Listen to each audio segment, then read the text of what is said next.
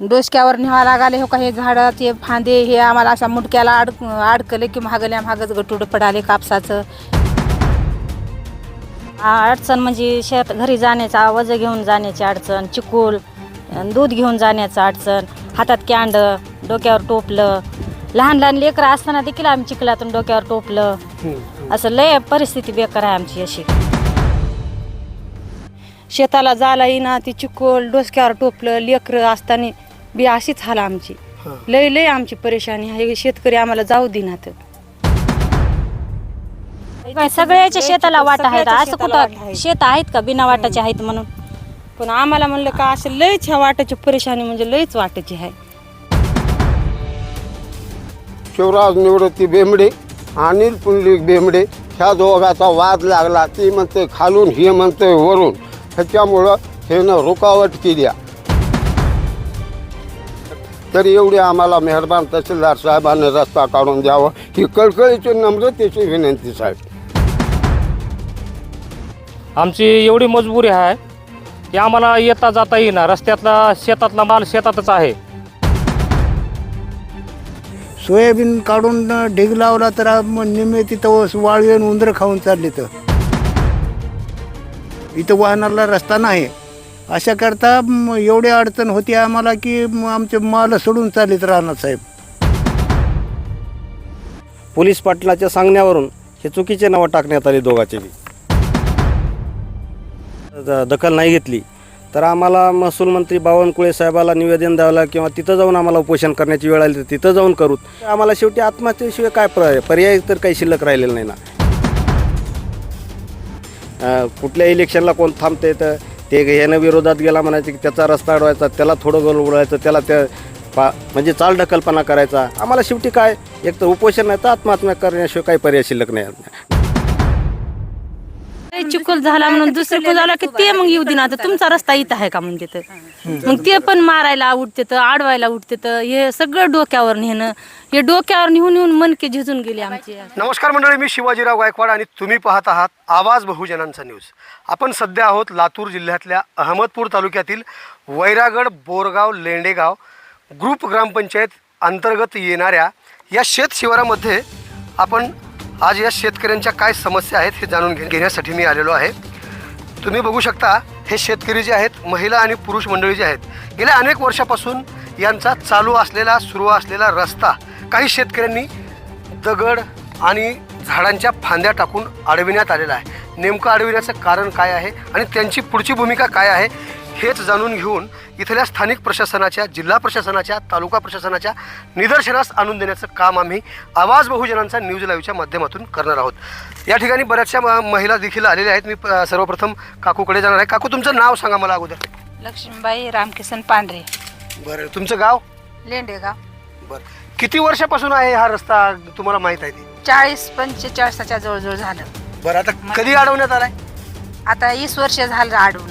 बरं, 20 वर्ष झालं अडवून. अजिबात आम्हाला का नाही डोसक्यावर न्यावा लागले हो का हे झाडाचे फांदे हे आम्हाला अशा मुडक्याला अडकले की महागल्या महागच गटूड पडाले कापसाचं. 30-30, 25-25 क्विंटल कापसं घरला न्यावा लागले. आमची लय परेशानी व्हाली. हे पाऊस चिकूल पाय गुडघ्या आहेत काले जाणं जनावरांच्या महागं. आमचे शेतकरी काही 2-4 शेतामध्ये वैतागून राहिलेत. शेतकऱ्यांनी सांगितल्याप्रमाणे मी घटनास्थळाहून लाईव्ह तुम्हाला चित्र दाखवतोय. लेंडेगाव येथील हे शेतकरी आहेत. दुसऱ्या महिलेकडे जाणार आहे मी. काय समस्या आहेत आता रस्ता अडवल्यामुळे तुमच्या? मंगल सतीश पांढरे. अडचण म्हणजे शेत घरी जाण्याचा वज घेऊन जाण्याची अडचण, चिकोल दूध घेऊन जाण्याचं अडचण, हातात कॅन्ड, डोक्यावर टोपलं. लहान लहान लेकरं असताना देखील आम्ही चिखलातून डोक्यावर टोपलं. असं लय परिस्थिती बेकार आहे आमची अशी. आम्हाला वाट पाहिजेच अशी. नाहीतर मग काय शेतात येऊन राहावं लागले आम्हाला. मग राहिलेतच की असे शेजारी आमचे बघ शेतामध्ये येऊन. हीच अडचण आहे, दुसरी काय अडचण नाही, फक्त वाट आम्हाला. हो, शेतकऱ्यांच्या शेतात पिकणारा माल जो आहे ते शेतातच ठेवावं लागत आहे. कारण उन्हाचा, पावसाचा आणि हिवाळ्याचा तडाखा या शेतकऱ्यांना सहन करावा लागत आहे. गेल्या अनेक वर्षापासून सुरू असलेला रस्ता अडवल्यामुळे शेतकऱ्यांचं काय नुकसान होते हे जाणून घेण्याचा मी प्रयत्न करते. काकू, काय समस्या आहेत? रंजना खंडू बाजगिरे. लय आम्हाला भरपूर अडचण म्हणजे लयच अडचण आहे.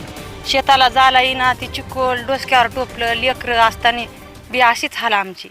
लय लय आमची परेशानी आहे. शेतकरी आम्हाला जाऊ देईनात. मग असलंच सदा असलं चिकोल पाणी धोंडे असला धिंगाणा लई आणि आडवीत येतं. शेताला टोपलं घेऊन जाताना हे फाटे लागतात चिखलामध्ये. कापसाचे गटोडे डोक्यावर घेऊन लय आमचे हाल आहे, अति हाल आहे. आणि सगळे असं आडवीत येतं. सगळ्याच्या शेताला वाटा आहेत. असं कुठं शेत आहेत का बिना वाटाचे आहेत म्हणून? पण आम्हाला म्हणलं का असं लयच ह्या वाटाची परेशानी म्हणजे लयच वाटाची आहे. लय हाल आहे वाटाची. पुरुष मंडळीकडे जाण्याचा मी प्रयत्न करणार आहे. काका समोर या, आपण तुमच्याशी बोलायचं आहे मला. काय मागणी आहे आणि किती दिवसापासून रस्ता अडवण्यात आला आहे? मी उत्तम रामराव धुळगुंडे एक शेतकरी आहे साहेब. आणि ही जी भूमिका म्हणजे गेल्या 17-18 वर्षापासून आम्हाला तहसीलदार साहेबांनी पहिले 16 फुटाचा रस्ता काढून दिला. ती आम्हाला मंजूर नाही, इथून रस्ता नाही म्हणून ह्या शेतकऱ्याने अडवणूक केली. ह्याच्यामध्ये काही राजकारणी रूपान आलेत आणि आमची सगळी गैरफसवणूक करून आम्हाला रस्त्याचं बंधन केलेलं आहे. तरी आता नवीन आणखीन जी आर असल्यामुळे तलाठी साहेबांना आम्हाला जिथून कोण आडवीते ते सोडून द्या आणि बाकीचं काढा असं म्हणल्यावरून आम्ही गावापासून ते नाल्यापर्यंत 1 किलोमीटर रस्ता साफ करीत आलाव. तिथं नाल्याच्या तोंडाला आलाव की 2 शेतकऱ्यांनी शिवराज निवृत्ती बेंबडे अनिल पुंडलिक बेंबडे ह्या दोघाचा वाद लागला. ती म्हणते खालून, हे म्हणते वरून. ह्याच्यामुळं हेनं रुकावट केली. आणि इथून पुढे ढाळेगाव ते मर्याई शिव रस्ता आहे. इथून नाल्यापासून आम्ही 2 किलोमीटर रस्ता काढलेला आहे साहेब. तरी आम्ही आत्तापर्यंत 60 ते 70 हजार रुपये आमचे शेतकऱ्याचे फुकट गेलेत आणि आम्हाला न्याय भेटत नाही. तरी तहसीलदार मेहरबान साहेबांनी आम्हाला एवढा रस्ता हे तोंड काढून द्यावं. ही सगळी वहिवाटता आहेत. ही गाय पांगण ही पहिले बी होती, आता बी आता बी जनावरं जातात येतात, पण आमचे वाहनं जाऊ देत नाहीत. त्याच्यामुळं आम्ही अडचणीत आहोत. आम्ही शेतामध्ये पत्र टाकून राहिला. आमचं माल शेतामध्ये आहेत. आम्हाला मिशन येत नाही. आमचे सगळे पिकाचे नासधूस होत्या. हरणं डुकरं खाऊन सगळं निम्म बरबाद व्हाले. तरी आम्हाला मेहरबान साहेबांनी इथं 25 फुटच फक्त रस्ता राहिला एवढा काढून द्यावा. आम्ही 3 किलोमीटर रस्ता आज ओके केलेला आहे साहेब. तरी एवढी आम्हाला मेहरबान तहसीलदार साहेबांनी रस्ता काढून द्यावा ही कळकळीची नम्रतेची विनंती साहेब. एकीकडे महसूल मंत्र्यांनी GR काढलेला आहे की शेतकऱ्यांचा रस्ता ज्यांनी अडवला त्यांच्यावरती कठोर कारवाई करा आणि शेतकऱ्यांचा रस्ता मोकळा करा. मात्र अजूनही लातूरच्या अहमदपूर तालुक्यातील लेंडेगाव येथील शेतकऱ्यांना रस्त्यासाठी संघर्ष करावा लागत आहे. शेतकऱ्यांनी आत्ता म्हटल्याप्रमाणे अनेक वर्षापासून सुरू असलेला रस्ता अडवून जाणीवपूर्वक अडवणाऱ्या शेतकऱ्यांनी हा घाट रचलेला आहे. दुसरे शेतकरी माझ्यासोबत बोलणार आहेत. काय नाव आहे तुमचं? तुम्ही या समोर या, तुमच्याशी बोलायचं मला. या काय नाव आहे आपलं? बाबराव तुकाराम धुळगुंडे. बरोबर. तुमचा रस्ता अडवला नाही का? तुम्हाला बोला वाटत नाही? अडविलाय साहेब. बरोबर. रस्ता ही बऱ्याच दिवसापासून अडविला आहे. प्रत्येकाचा माल आज बाहेर शेतकरी शिवारातून चालला आहे आणि एवढी आम्हाला कळकळीची नाही की एवढा आमचा रस्ता काढून द्यावा असं आमचं म्हणणं आहे. बरं बरं बरं. दुसऱ्या शेतकऱ्यांकडे जाण्याचा प्रयत्न करूया आपण. बघू शकता तुम्ही शेतकऱ्यांचे काय हाल आहे ते. रस्त्या वाचून शेतकरी इथला शेतामध्ये राहिला असं त्यांनी सांगत आहेत. काय सांगायचं आहे नेमकं? तुमचं नाव अगोदर मला सांगा पूर्ण आणि समस्या काय आहे. संतोष मारुती धुळगुंडे, राहणार लेंडेगाव. तरी आम्ही गेले 5 वर्ष शेतामध्ये राहत आहोत. हे रस्ता बंद केल्यामुळं आमची एवढी मजबुरी आहे की आम्हाला येता जाता येईना. रस्त्यातला शेतातला माल शेतातच आहे. आज तुम्ही बघता पिकाला काय भाव आहे. ज्यावेळेस आम्हाला भाव आहे त्यावेळेस रस्ता नाही आणि ज्यावेळेस आम्हाला सगळ्याचे पिकं गेल्यास पुन्हा बाहेर गावून परगावून माल न्यावा लागला आहे त्यावेळेस आमच्या पिकाला कुठलाच प्रकारे काही भाव भेटला गेला आहे. त्यामुळे आम्ही खूप अडचणीत आहोत. तहसीलदार साहेबांनी येऊन इथं रस्ता खुला करून द्यावे. या प्रकरणामध्ये घटनास्थळी मी आल्यानंतर शेतकऱ्यांकडून ऐकण्याला मला मिळतंय की 2 शेतकऱ्यांचा वाद लागला आणि इकडचा शेतकरी म्हणतो की माझं इथपर्यंत आहे आणि तिकडचा शेतकरी म्हणतो की माझं इथपर्यंत आहे. त्या दोघांच्या वादविवादामध्ये हे सगळे शेतकरी रस्त्यासाठी भरडले गेलेले आहेत. नुकसान यांचं होतं आहे, त्यांचं काहीही नाही असं इथल्या शेतकऱ्यांचं म्हणणं आहे.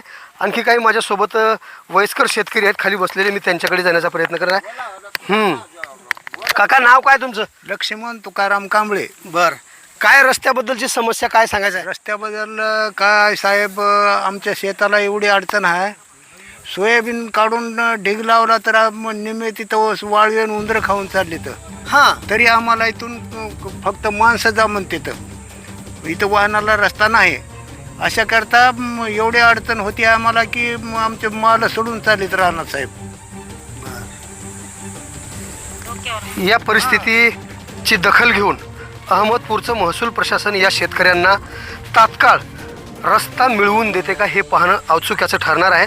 आणखी माझ्यासोबत काही शेतकरी आहेत. तुमचं नाव आणि मला सविस्तर तुम्हाला काय माहिती सांगायची आहे? मला सांगा, हे कागद तुमच्या हातामध्ये दिसत आहेत, पंचनामासुद्धा झालेला दिसतंय. काय नेमकं पंचनामा केला आपण बघूया, थोडंसं दाखवा माझ्याकडे. पंचनामा करण्यात आलेला 13 एप्रिल 2026 रोजी हा केलेला पंचनामा आहे. आणि त्या अगोदर 12 मार्च 2026 रोजी एक झाला होता. 12 मार्च 2026 रोजी झालेल्या पंचनाम्यामध्ये गावकऱ्यांची बैठक बसविण्यात आली आणि त्या बैठकीमध्ये सर्वानुमते असं ठरलं की हा जाणारा रस्ता सर्वांनी खुला करून द्यायचा. ठरल्याप्रमाणे 1 महिन्यानंतर 13 एप्रिल 2026 रोजी हा पंचनामा करण्यात आला आहे. आणि हा पंचनामा मी तुमच्यासमोर वाचवून दाखवतो. नेमकं या पंचनाम्यामध्ये काय म्हटलं आहे. आम्ही खालील सह्या करणारे पंचलोक राहणार मौजे, लेंडेगाव तालुका अहमदपूर येथील रहिवासी असून माननीय नायब तहसीलदार व मंडळ अधिकारी अंधुरी यांचे बोलावणेवरून मौजे लेंडेगाव येथील गट नंबर 49 व 50 मध्ये हजर झालो असता लेंडेगाव गावठाणलगत उत्तरेकडील गट नंबर 50 व 56 व दक्षिणेकडील गट नंबर 49 व 51च्या नंबर धुऱ्यावरून पुढे ढाळेगाव शिवेपर्यंत नकाशावर एकेरी रेषेचा रस्ता दिसून येतो. म्हणजे हा रस्ता एकेरी रेषेचा आहे असा उल्लेख या पंचनाम्यामध्ये करण्यात आला आहे. आणि पुढे म्हटलेलं आहे, सदर गावठाणपासूनचा रस्ता पूर्वीपासून वापरात असून सर्व शेतकरी याच रस्त्याने ये जा करत आहेत. तसेच सदर रस्त्याचे लोकसहभागातून मातीकाम पूर्ण झालेले असून आज रोजी गट नंबर 56 मधील शेतकरी पुंडलिक भीमराव बेंबडे हे मयत आहेत असं दाखविण्यात आले. बरोबर आहे हे? हां, त्यांचे वारस आहेत विष्णुदास पुंडलिक बेंबडे व इतर. तसेच गट नंबर 51 मधील शेतकरी शिवाजी शिवराज बेंबडे यांनी रस्ता अडवलेला आहे. मला सांगा, शिवराज बेंबडे यांनी रस्ता अडवलेला आहे असा या पंचनाम्यामध्ये उल्लेख केला आहे. काय नेमकं खरं आहे? नाही, या पंचनामा हा खोटा केलेला आहे. कारण शिवाजी बेंबडे हा माणूस या नावाचा माणूसच नाही. आणि चुकीचं नाव लिहिण्यात आले, म्हणजे दिशाभूल करण्यात आले. आणि परत वर जे मयत आहे त्याचे जो शेती वाहतो एका बाजूचा त्या मयताचा मुलगा, त्याचं नाव न देता जो औरंगाबादला राहतो त्याचं नाव दिलं. आणि इथं जो भांडायला येतो त्याचं नाव न देता चुकीचं दुसऱ्याचं नाव दिलं. आणि हे पोलीस पाटलाच्या सांगण्यावरून हे चुकीचे नावं टाकण्यात आली दोघांचे. पंचनामा करण्यात आला, मात्र पंचनाम्यातील जे मजकूर आहे तो साफ दिशाभूल करणारा आहे असं या शेतकऱ्यांचं म्हणणं आहे. पुढं पंचनाम्यामध्ये म्हटलं आहे, तरी अडवणूक करणाऱ्या शेतकऱ्यांचे म्हणणे आहे की हा रस्ता नकाशावर नाही. सबब मूळ नकाशाची पाहणी करून रस्ता नकाशावर नसल्यास 1966चा कलम 143 नुसार गट नंबर 50, 56 व 49, 51च्या नंबर धुऱ्यावरून नवीन रस्ता देणे योग्य राहील. सबब पंचनामा आम्हा पंचासमक्ष केला व तो बरोबर आहे हे लिहिलं आहे. मात्र पोलीस पाटील यांच्या सांगण्यावरून सरळ खोटा आणि बनावट पद्धतीचा पंचनामा केलेला आहे असं या शेतकऱ्यांचं म्हणणं आहे. आणि पंचांचे नाव देखील खाली लिहिण्यात आलेत. रावसाहेब रामराव पांढरे, मारुती किशनराव धुळगुंडे आणि मदन पुंडलिकराव बेंबडे हे या गावचे नागरिक आहेत. आणि विशेष म्हणजे मदन पुंडलिकराव बेंबडे हे पोलीस पाटील आहेत आणि त्यांच्या म्हणण्यानुसार हा पंचनामा करण्यात आलेला आहे. भले कोणाच्याही म्हणण्यानुसार पंचनामा जरी करण्यात आला तर रस्ता मोकळा करून देणे हा शेतकऱ्यांचा उद्देश आहे. इथल्या स्थानिक प्रशासन अर्थात तहसीलदार मॅडम या घटनेची तात्काळ दखल घेऊन या शेतकऱ्यांना रस्ता मिळवून देतील का हे पाहणं औत्सुक्याचं ठरणार आहे असंच मला म्हणावं लागणार आहे. मला सांगा, इतक्या दिवसापासून तुम्ही शेताच्या रस्त्यासाठी संघर्ष करताय. यापुढे जर तुमच्या या मागणीची प्रशासनाने दखल जर नाही घेतली तर पुढची भूमिका काय राहणार आहे? पुढची भूमिका आमची अशी राहील, जर इथल्या प्रशासनानं काही याचं दखल नाही घेतली तर आम्हाला महसूल मंत्री बावनकुळे साहेबाला निवेदन द्यावं किंवा तिथं जाऊन आम्हाला उपोषण करण्याची वेळ आली तर तिथं जाऊन करूत, नाही तर कलेक्टर ऑफिसला वेळ आली तिथं करूत. त्याच्यावर जर नाही तर आम्हाला शेवटी आत्महत्येशिवाय काय पर्याय तर काही शिल्लक राहिलेलं नाही ना. आणि शेती करण्यात तर काय, मग आता माझी तर स्वतःची शेती तर कमीत कमी 3 वर्ष झालं कोणी करायलाच तयार नाही. रस्ता नाही तुझ्या शेताला, मी कामी कशाला. आज माझ्या शेतामध्ये 10 वर्ष झालं मी विहीर पाडलेली आहे, विहिरीला पाणी आहे, पण त्याचा उपयोग काय करणार मी. माझी शेत आज पडक पडलेलं आहे. ह्या लोकांच्या वागणुकीमुळं यांनी माझं इथून आहे, माझं तिथून आहे, माझं इथून. आज 50 वर्ष झालं ह्याच रस्त्यानं मी जा करत असताना आज त्यांच्या स्वार्थापोटी किंवा त्यांचे काही राजकीय हेतू, कुठल्या इलेक्शनला कोण थांबते तर ते यानं विरोधात गेला म्हणायचं की त्याचा रस्ता अडवायचा, त्याला थोडं गोल उडवायचं, त्याला म्हणजे चालढकलपणा करायचा. हे त्यांची वागणुका पूर्वीपासून आम्ही बघत आलेलो. आम्हाला दुसरं काय यांच्या संग काही कुठला आमचा यांचा वैयक्तिक संघर्ष नाही किंवा यांचा शेत बांधुऱ्याचा. आम्हाला जो पूर्वी रस्ता आमच्या वडिलोपार्जित लोकांना जो येत होता तो रस्ता खुला करून द्यावा प्रशासनाने, एवढीच आमची विनंती आहे. त्याच्यावर जर प्रशासन मान्य करत नसेल तर आम्हाला शेवटी काय, एक तर उपोषण नाही तर आत्महत्या करण्याशिवाय काही पर्याय शिल्लक नाही. तर आम्हाला आमची शेती त्यांनी दान करावं कोणाला, आम्हाला कुठेही कुठल्या तर मठात जाऊन राहा म्हणून आम्ही राहू शकतो. तेवढी जर प्रशासनाची इच्छाच असेल तर त्याच्यातही तयारी आहे. आमची शेती आम्ही कोणाला दान देऊत नाही तर या अडविणाऱ्यालाच आम्ही दान देऊन टाकू. बाबा तुम्हीच खा, आम्हाला जाऊ द्या, आम्ही कुठंतरी काम करून खाऊत असं. शेती असूनही शेतकऱ्यांची अशी स्थिती झालेली आहे. दुसरे शेतकरी आहेत. काका समोर या, काय समस्या आहेत? लोक सांगतायत की रस्ता अडवल्यामुळे खूप नुकसान झालंय. जायला रस्ता राहिला नाही, माल न्यायला माल इथंच राहतो. मग आता सध्या कसं घेऊन चालला रस्त्यातला? डोक्यावर जाता घेऊन कापूस 20-25 क्विंटल डोक्यावर काही नेता, परगावून आणता. ती बी टायमाला नाही, उन्हाळ्याच्या टायमामध्ये. ती बी तैने येऊ दिलं तर येऊ देत नसतं, आडवी तिथं ते लय अडवणारे कोण आहेत? कोणी असे दुसरे शेत तुमचा वाढ रस्ता नाही म्हणतात, हेच इथले अडवणारे की असं येऊ देत नाही तर कशाला. लेकरन बाळण घेऊन लय ह्या रस्त्याची परेशानी आहे सर.